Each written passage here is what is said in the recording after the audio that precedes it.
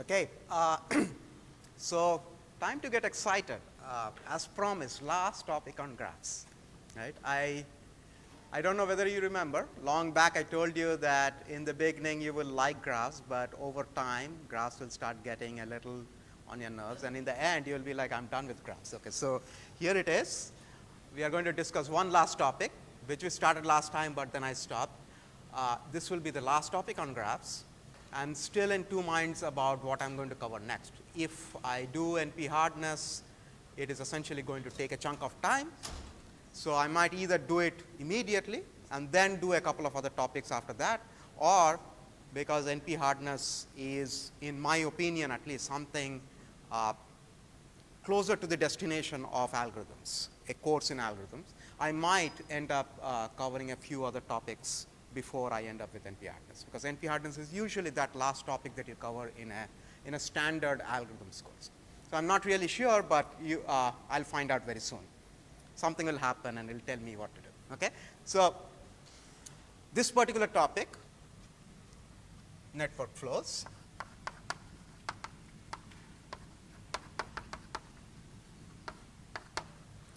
conceptually it is not particularly difficult. By which what I mean is that it is very likely that you already know how you would want to solve the problem. It is just that I have to tell you that the way that you would like to solve the problem is actually the correct way to solve the problem, and yet you do not have the proofs, so we will have to go through the proofs. Okay? So the setup is very simple. Again, a directed graph.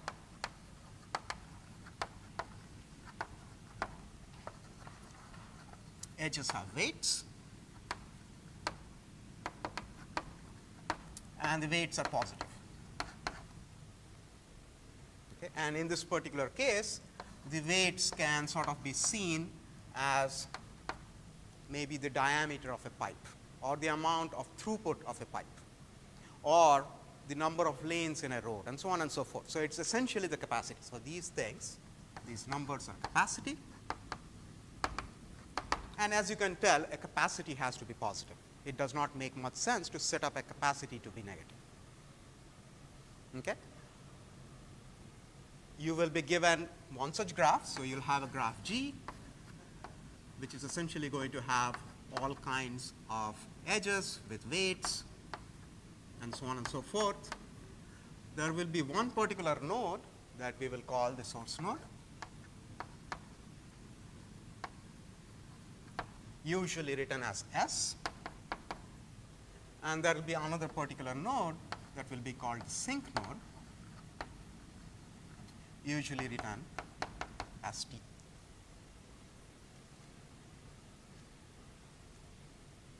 Okay? So what you have is one big graph, two special nodes. It is not at all necessary that the source node only have edges going out. Okay, if you want, you might have an edge coming back to a source. It's just that it is very unlikely that you're going to send some amount of stuff back to the source and then push it back in, because you do not want to be coming out of the source. Is that making sense? Right? You want material to be directionally flowed from the source, pass through the entire network, come out of the sink. Okay? And the question is, what is the max flow? So you're given this graph, you're given a source, you're given a sink. What is the maximum amount of stuff you can pass through this network that then comes out of the other side? Now you might think that having a single source and a single sink does not make particular sense. Right? You might want to solve a different problem where you have many sources, many sinks, and you want to ask how much stuff can I push through each source so that it comes out of each sink. But you can immediately see that that problem is actually equivalent to the current problem that we are looking at. And the reason I claim that is that if you have some graph G with several sources and several sinks, I can essentially augment this graph. So I'm going to say I have something called a super source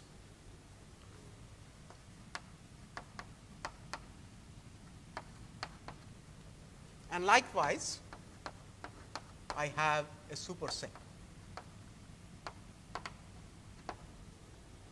And the only question is, what capacities do I put on these links? What do you think should be the capacities that I assign to the super source links going into the various sources, and the super sink link getting all the stuff from all the sinks? Up or down? Should it be high, low? High. If the capacity on these things are 0, what will happen?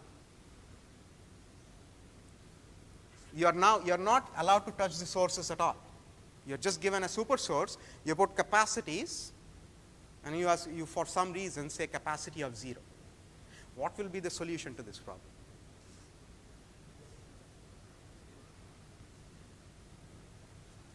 Okay, so I need to get you into the problem. You are not getting a good sense of exactly what this thing is. I give you a graph with lots of links all over the place. Each link is a directional link. It is like a one-way road. The number of lanes is assigned the capacity, or the capacity is the number of lanes. So the more stuff you can send from one place to another, you have a high capacity.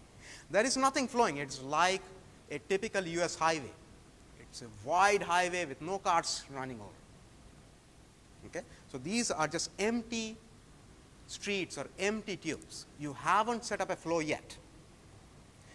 I now have several sources. What I just did is I produced a super source so that I can push material to the various sources. This is what I did. And then I set up a bunch of edges. And I now simply have to assign weights to these, which will be the capacities, likewise on the other side. And my question to you is the following: what should I assign to these edges, and is it a good idea to assign them 0? Is it a good idea to assign a capacity of 0? The second question to you is, if I assign a capacity of 0 to these links, what is the maximum flow that can occur in this network? You should be able to look at this problem and immediately be able to tell me. Regardless of what happens on the inside, where you are not allowed to inject anything, you have to inject through here. 0, right? Because you cannot even send anything through the sources. Okay. So this cannot be 0. Under what conditions do you think you can actually get a solution which is equivalent to the original solution? What should be these capacities? So you can either go about thinking about it, or you can just assign infinite. If you put an infinite capacity on these links, and likewise you put infinite capacities on these links, do you think this problem suddenly becomes ill-defined? Some of you are afraid that this problem suddenly becomes ill-defined, that you will be able to push infinite amount of stuff through here. Do you think that is the case? No, because the graph will take care of things. So essentially all you are saying is that let me just have links that do not constrain the flow at all.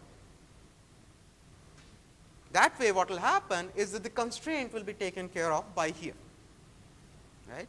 Given a graph, you can intuitively tell that there is only a maximum amount of flow that can get through it, assuming that all the capacities are finite.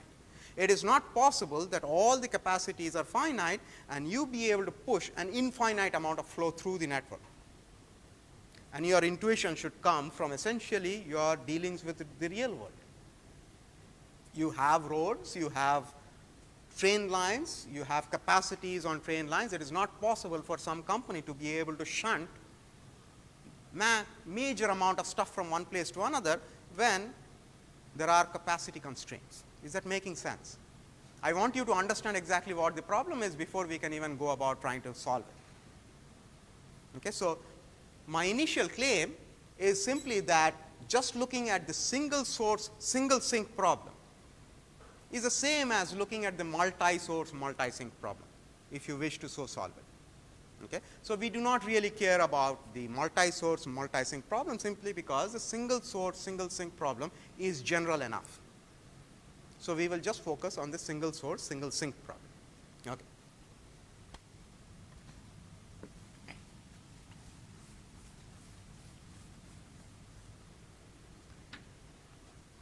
So, here once again is the setup, and you are trying to do max flow. And let me give you an example, a couple of examples, and you will immediately be able to tell exactly how it is that you would want to proceed in order to solve the problem. So, here is the simplest problem. Here is a source, here is a sink, and you have a capacity of 3. And I am asking you what is the maximum flow that you can send from the source to the sink in this network? 3. Okay.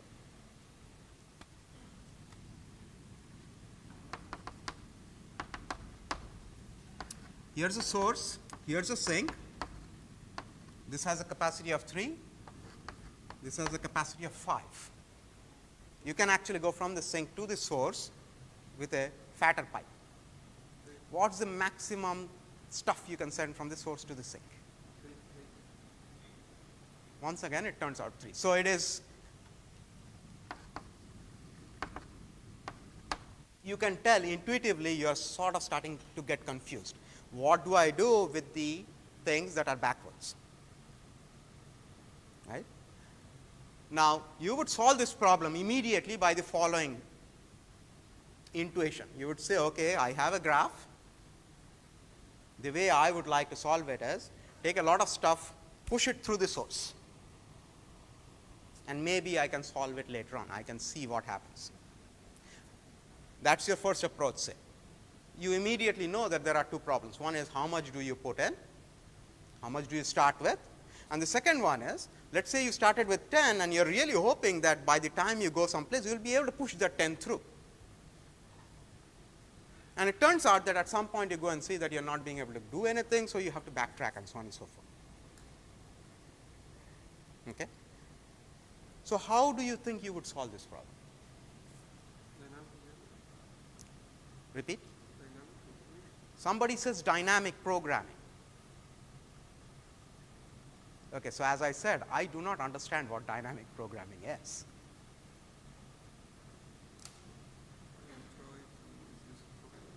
Yeah, so so what I am looking for is a conceptual way of solving it, right? I don't want a technique that will essentially do something. When somebody says I will solve it using dynamic programming, what they should basically tell me is they want to give me a recursive solution to this problem. Is there something simpler assume that you have never come to an algorithms class. Is there something simple that you would like to do? Some kind of, you are going to try some kind of brute force search, right? Okay, so let me take you one step farther with the brute force search. So, you are given a graph. Are you brute force searching the capacity directly, or are you brute force searching some way of putting some stuff through the network? So, maybe if you were given 15 to 20 minutes to think about this, which unfortunately you do not have, you would probably think that you want to solve this iteratively, meaning that I will find some way of pushing some stuff through. Then I will look at the graph and I will try again, and I will try again, and so on and so forth. And if I can do it 1 unit at a time, because assumption here is, let us say for the moment, that everything is integral. It does not have to be. But if you had pipes that are all integral, you may want to just push 1 unit at a time. And for that, you need to find some way of pushing the stuff. So, you would start with the source node, you would find a path to the sink node, and you would say that I am going to push 1 unit in this particular path. After having done that, you would step back and ask, can I do a little more? And maybe you would iteratively try to solve this problem. It turns out that the final solution will be a sophisticated version of this, or the final solution that we are going to address today is going to be a slightly more sophisticated version of this. That does not mean that there are no other ways of solving the problem. It is just that the standard technique for this is essentially iteratively pushing a little more and a little more and a little more. I will now show you an example that messes up this intuition about pushing out a little more. Okay, so here's the example.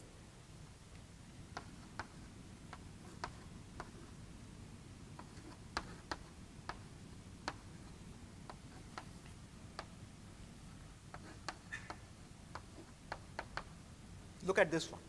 Okay, so what do you think the maximum flow on this network should be?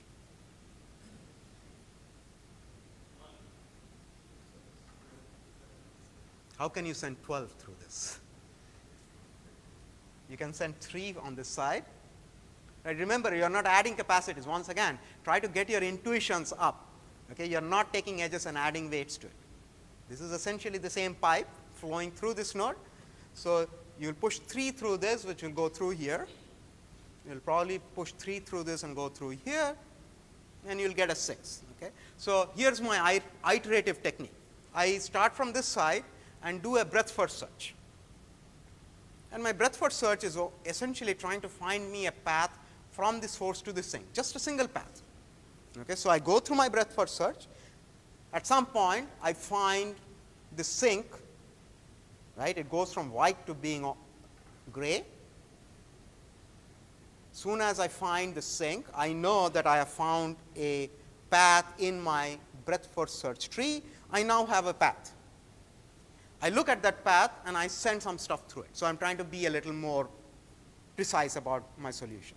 So let's say that I did that, and by the time I did my breadth first search, this is the path I found first. Okay? So let's say that I push 3 through here, 3 through here.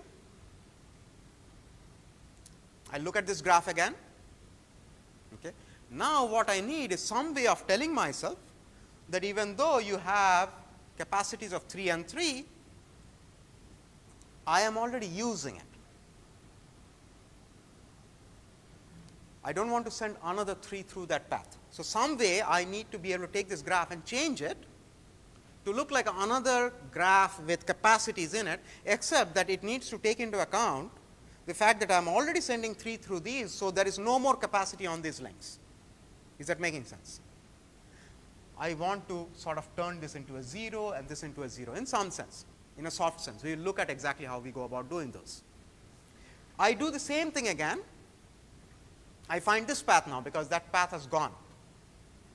I find another 3, I add to it, I get a 6. I want to look at the remaining graph, and you can tell that since I have pushed stuff all through, the graph should not have any more links going from the source to the sink. Is that making sense? Okay. So you would assume that if I iteratively found links, I should be able to hit the highest possible. Except that I'll show you an example that will throw you off again.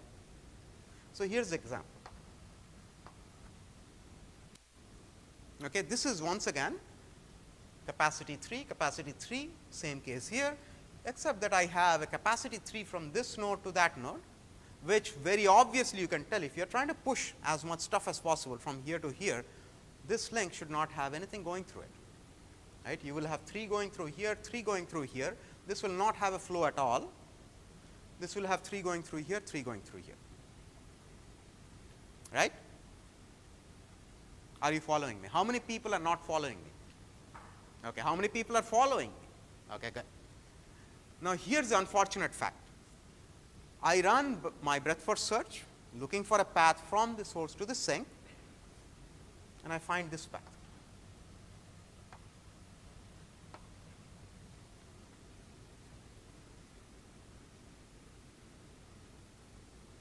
I am very happy. I have a 3, a 3, and a 3. I know that I can send 3 through this. So I push 3, and I want to take this out completely. As I said in the previous case, now that my pipes are full, they do not have any remaining capacity, I am going to take them out.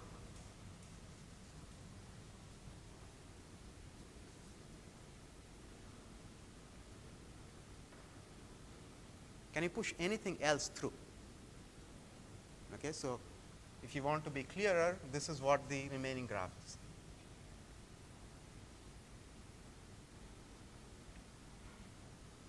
And immediately you can tell that you're stuck at 3. Sort of, you're telling yourself, I'm stuck in a local minima.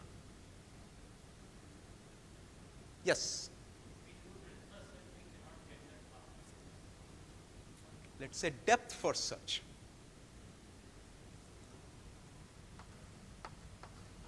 With breadth first search, I'm sure I'll be able to get some other example for you. Okay, so I found this path. I put 3 through it, and that's it. I could not get any more. And you are now thinking that maybe we cannot solve this problem this way. That if you keep pushing a little at a time, you might have chosen wrong paths that will end you up in a hole, and then you cannot step back. Well, all we need is the capacity to step back. I shouldn't use the word capacity, the capability to essentially in some sense step back.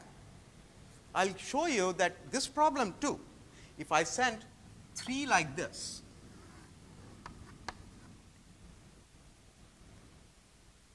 at the next step, I can send 3 from here and somehow push it back through this pipe. Okay, there is already, think about it, there is already a flow of 3. I send another 3 from this side, and instead of it getting stuck here, I'm going to push it back through the pipe. Well, of course, you cannot push it back through the pipe. But there is a flow of 3 on this side. I can negate the flow. Conceptually, you are essentially pushing it back. But what you do is, pushing back is essentially 3 was already coming in. I want to push 3 this way, so I'll essentially stop that 3. That the final effect is stopping that 3. And that 3 then comes from here, turns around, and goes that way. And you have hit the final solution because there are 2 3 flows going against each other, which makes it a 0.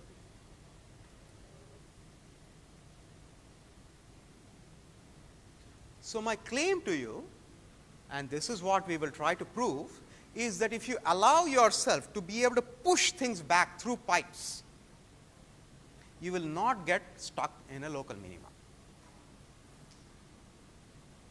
Okay? And this needs to essentially be shown. Not only that, this very notion of what a flow is now looking rather complicated for us. Some mathematical structure that allows us to say that I can push things back is what we really need. And what turns out in the domain of network flows is that that mathematical structure is what is very beautiful and surprising. It is a structure that has been set in place so that you can do stuff of this nature, which is push things back. Okay. If I did not tell you this and I immediately went with describing to you what a flow is, it would not make much sense to you at all. Okay. This is the intuition. So what I'm going to try to show you is a way of setting things in place that is so beautiful that mathematics takes care of things. See, in most cases, you probably haven't come across stuff where we throw in a mathematical structure and it takes care of things for you in the sense that you don't have to think. What you thought was complicated before is completely taken care of by this structure. You just close your eyes and do something and it takes you there. You can blindly follow rules. Okay? So let me tell you what that is.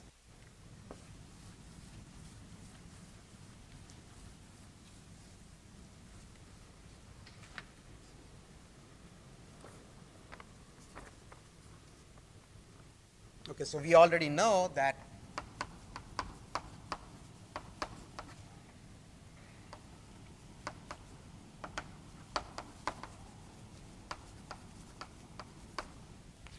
so in a flow network, I am only going to have links which are non-zero because there is no point cluttering the entire thing. Right? I don't want to throw in links with 0 capacity. I'll take them all out.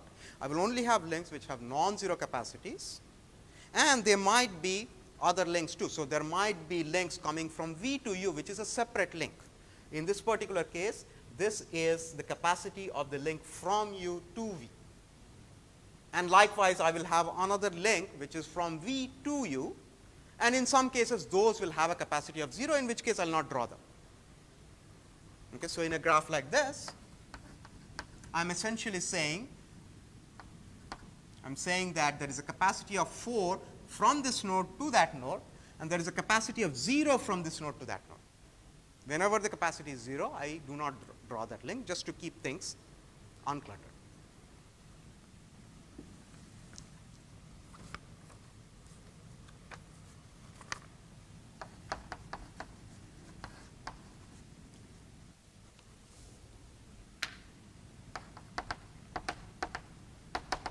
Okay, so this is the definition of a flow.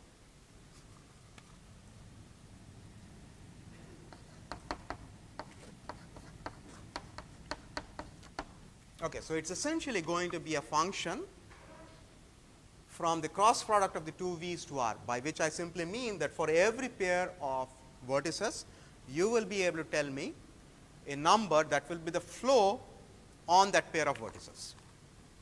Okay, so I'll give you two vertices, you'll say that is a flow. Yes. Are we assuming that U and V are adjacent each other or not? Okay, very good question.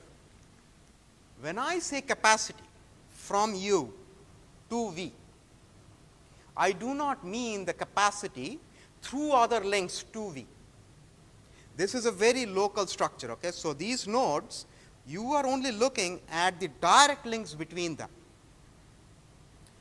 Mind you, it is still a graph. So, when you say adjacent, you are falling back on the definition. Adjacent is one where you have a link.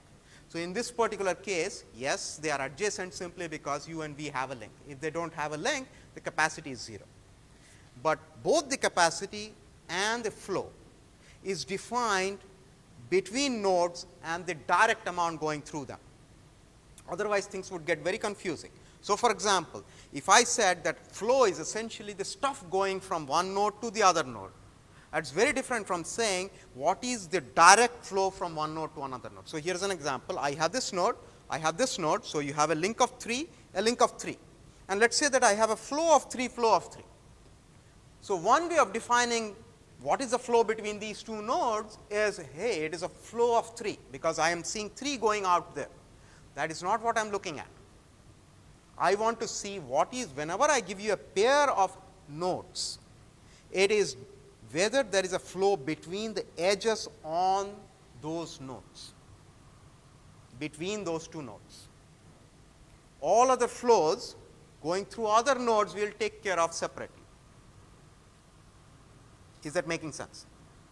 When I say what is the flow between U and V, I am simply asking you, look and see whether there are edges between U and V. If there are none, then there is no flow, regardless. There might be flow coming from U to V from elsewhere, I do not care. If there are no edges between U and V, there is no flow between U and V. If there are, then look and tell me how much the flow is for that particular. Okay? Okay. So, now given that capacities are also defined in that manner, okay, you want the flow to be consistent in some sense with the definition of capacity. When I say what is the capacity between node A and node B, you are not looking at adding up all the capacities through all other paths from A to B. You are just looking at the path between A and B. So, flow and capacity are very similarly defined. It is not how much stuff, what in general can be pushed through, but what is the case between these two using just the direct edges. Okay? Okay. So, now flow is going to be described just like capacities. So, if you have capacities between U and V, you can also have a flow between U and V. So, flow is once again defined as a function between a given pair of vertices, you will give a real number. Just like capacity was, for a given pair of vertices, you have a number. But capacity in this case has to flow in this case has to satisfy very simple constraints. What is the basic constraint you would think you need to satisfy? I am claiming that I want to define something called a legal flow. I have two nodes. Here is the capacity between this node and that node. It is 3. And I want to define a legal notion of a flow, so that I can solve the max flow problem. Can I have a flow of 7 on this, given that the capacity is 3? I cannot have a flow of 7. So, that immediately tells me something about what flow should be like. What is that? Less than equal to the capacity on that link. Okay? This is simply called the capacity constraint.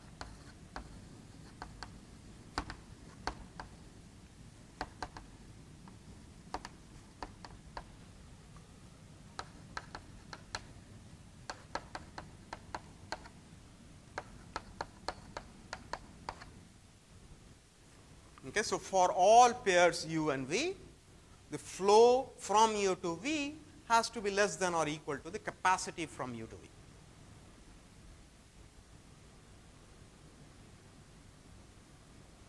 Here is where things become non-intuitive. Okay, you would assume simply just this and say that let me try to solve for this. It turns out that we are going to set up flows to be a very peculiar function, which is skew symmetric. Okay, so, let me just write it down and tell you what it is.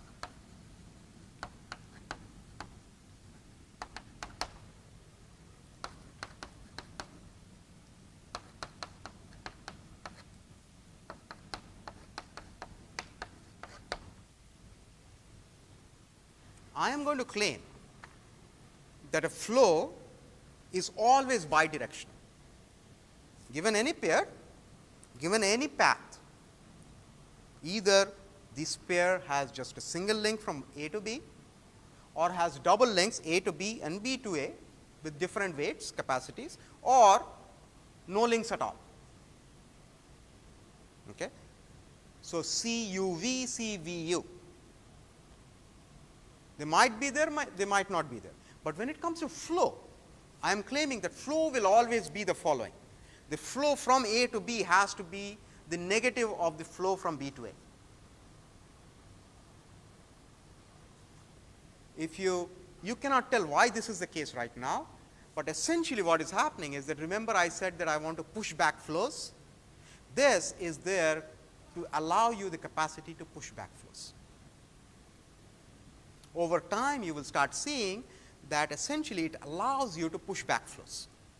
So, yes. So in this capacity for V2U, I will not use all of it. I will use less than not equal in the first. Repeat the question. I didn't get the question. So if there is capacity from V2U, I will not use the whole capacity. I will use the capacity, just the capacity that's equal to.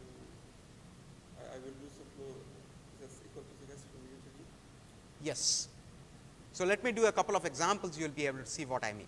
Okay. So, the skew symmetry is something that we need to spend a little time on.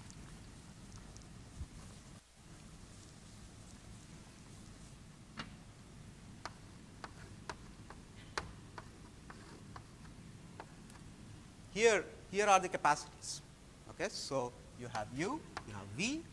So, you have capacity U to V is 5, capacity V to U is 3.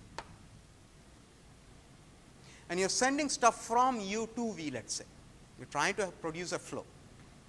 Clearly, you can produce a flow of what from U to V? You can produce a flow of 5 from U to V using this pipe. Okay. So, I want to set up flow U to V equal to 5.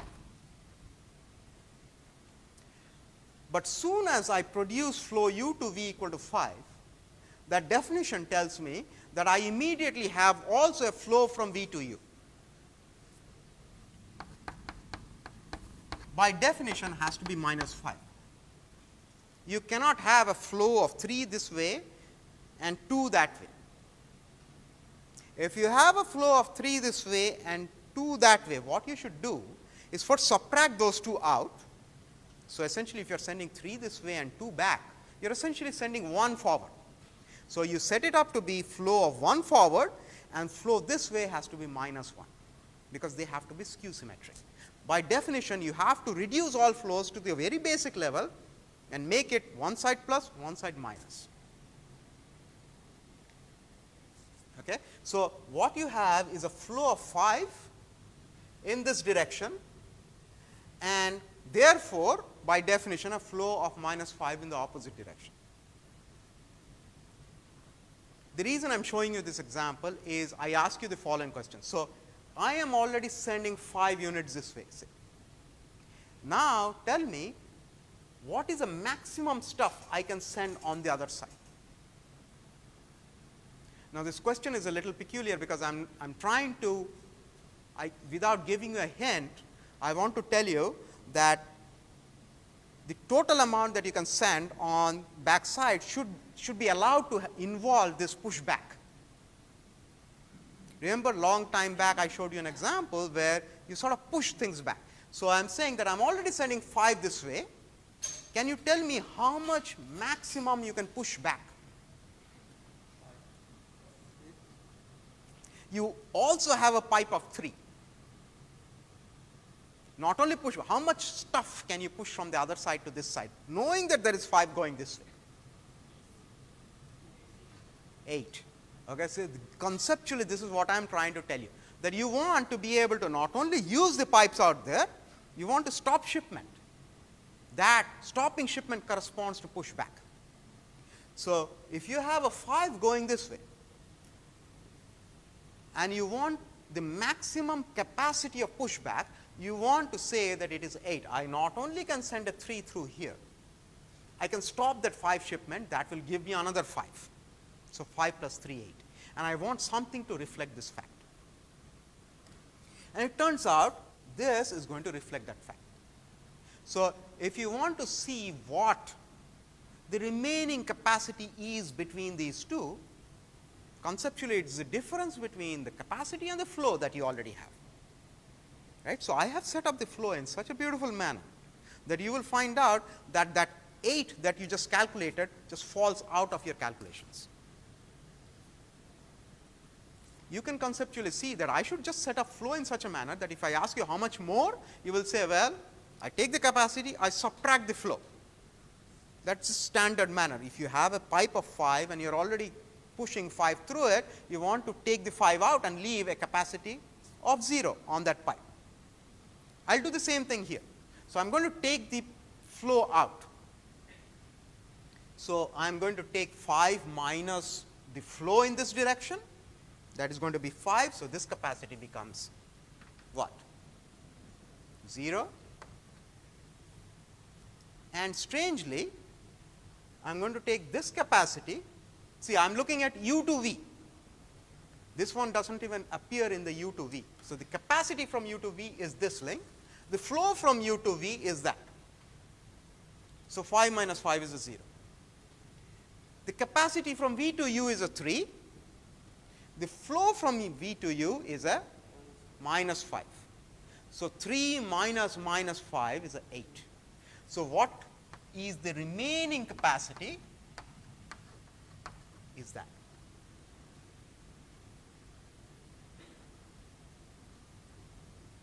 Yes.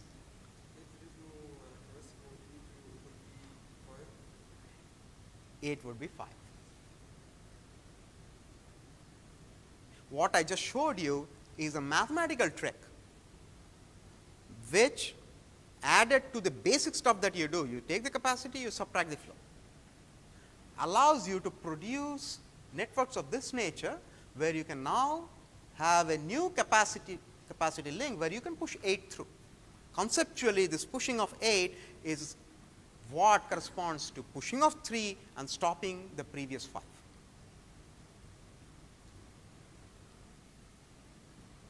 Is that making sense? Okay, this is the reason why we have this Q symmetry. It has everything to do with you following mathematical rules, you following your intuition that the remaining capacity, and I am constantly calling remaining capacity because I will tell you what they call it. It is simply called the residual capacity network. The residual capacity is simply C minus F, and that is intuitively what it should be. Whatever the capacity is, whatever the flow is, take the difference. And what remains is the residual capacity, except that I set up F to be in this manner so that the residual capacity network allows you pushback. And it turns out that this is all there is. This one simple trick allows you to go through the entire thing by repeatedly pushing. Okay. So, final piece, because of skew symmetry, I can now tell you the following.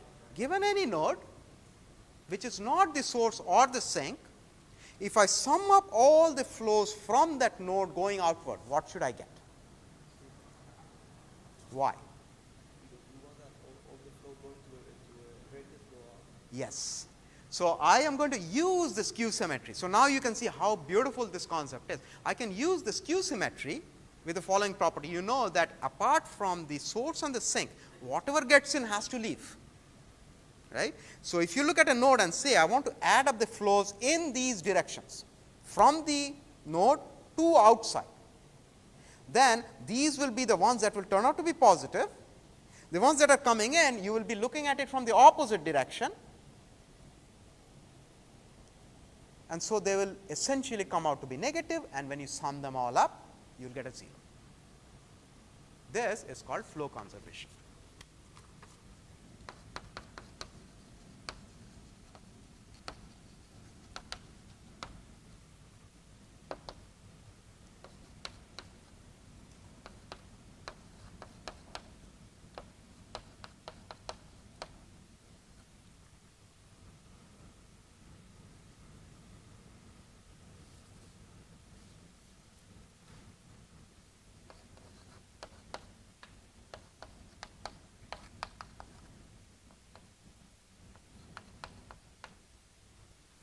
So, what we are basically saying is that for every node other than the source or sink, if you sum up the flow with that node sitting in the first position and summing over the second node.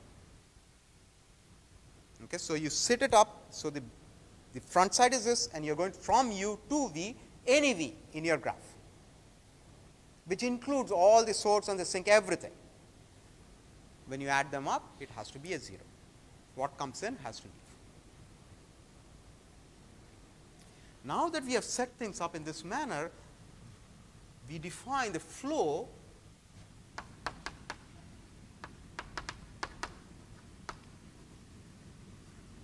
so you give me any flow, any legal flow, and I'll tell you how much is going through it. I'll simply define that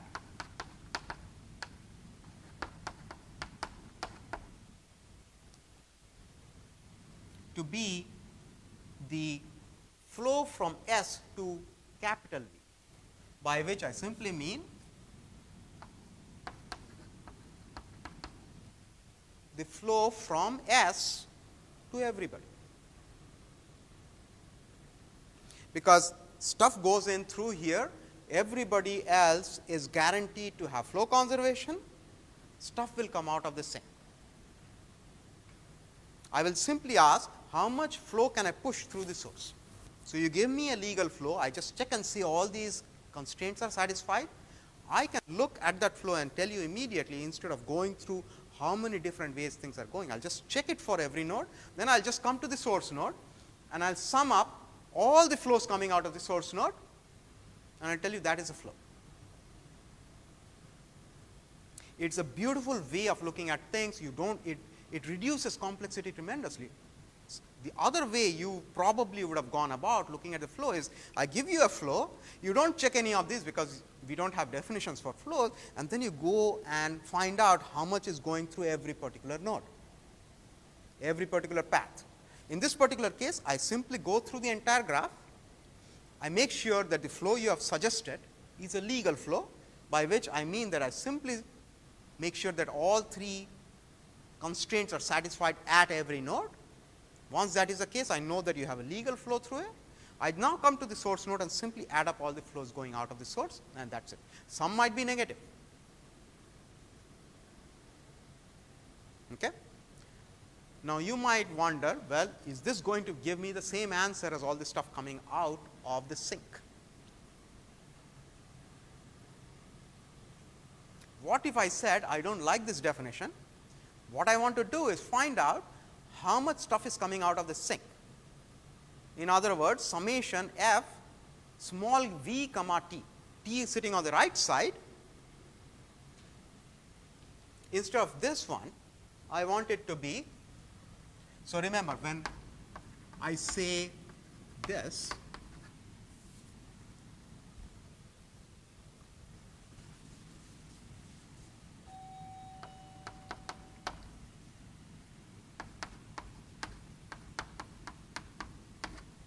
this is my notation. When I put a set on the right side or on the left side, I am essentially summing over the elements of that set. So my definition of flow was f of SV. Maybe I want it to be f of Vt. T being the sink, I want to see how much is coming out of the other side.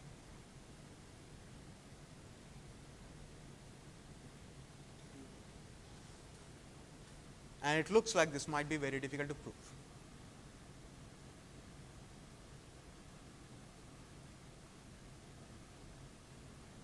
Do you see the question at least? Okay, so if I wanted this to be my definition, you can either come and say that this is not the same definition, which intuitively doesn't make sense at all. Whatever is going in has to come out. So I have to be able to show you that these are the same.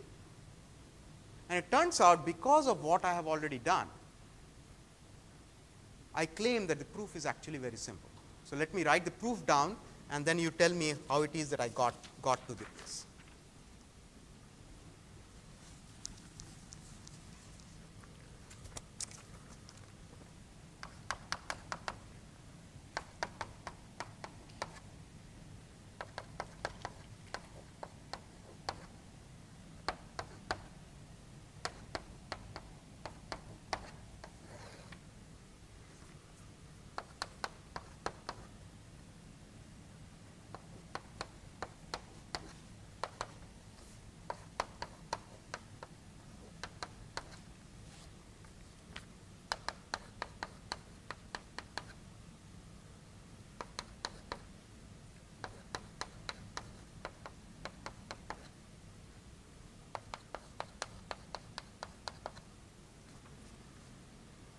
Here is a very short proof that tells you that from S to capital V is going to be from capital V to small t. This step from S to capital V, I claim, is this f of capital V minus f V minus S V. Why is this?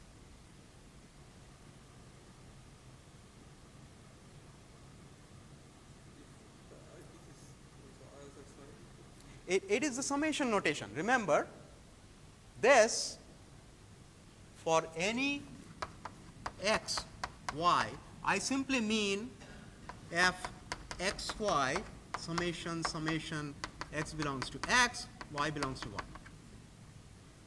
That is my notation. So when I take small s and I make that capital V, I have an extra summation with all these elements in it. I need to take them out. Okay? I now claim that this is 0. Why is that? F of capital V is going to be 0 regardless. Skew symmetry. It will have for every pair, because of symmetry the other one in there, by skew symmetry it goes up. So that leaves that. I now claim that I can flip these and take the negative sign off. Why is that? Again, skew symmetry. Okay, so that simply makes it there. I now split this up into two pieces, one with just t and the remaining with V minus S minus t. I want to prove that this is 0.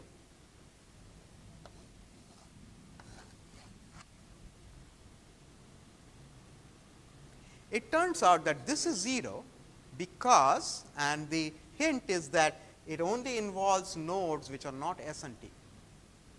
Flow conservation. So essentially, first thing I will do is I will flip this over so that this comes to this side, V goes to the other side, I will call it a negative. And then I will say for each individual node, capital V gives me a 0. So flow conservation takes this out, I am left with that. It is a mathematical definition that allows you to close your eyes and just do proofs. I will stop here and we will continue next time.